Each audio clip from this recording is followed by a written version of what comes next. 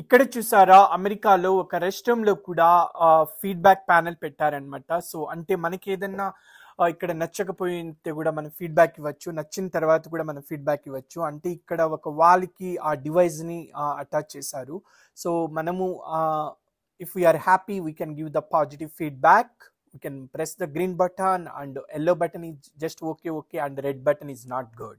So ఇండియాలో కూడా government డిపార్ట్మెంట్లో అంటే గవర్నమెంట్ స్కూల్స్లో రెవెన్యూ డిపార్ట్మెంట్ అండ్ ఎంఆర్ఓ ఆఫీసులలో ఇలాంటి ఒక ఫీడ్బ్యాక్ సిస్టము అక్కడే ఆఫీస్లో కనుక ఆ ఫెసిలిటీ పెట్టి ఉంటే చాలా బాగా హెల్ప్ అవుతుంది పబ్లిక్కి. ఎందుకంటే గవర్నమెంట్ ఎంప్లాయీస్ అందరూ అని కాదు, చాలామంది ఎక్కువ సరిగ్గా వర్క్ చేయరు అనమాట, ఒక రెస్పాన్సిబిలిటీగా తీసుకోరు.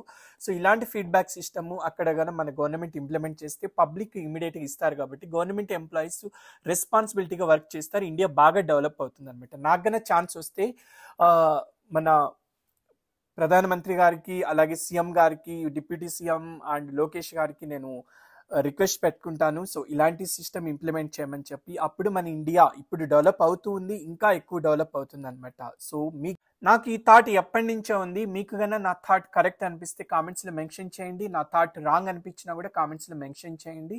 Thank you guys, love you all.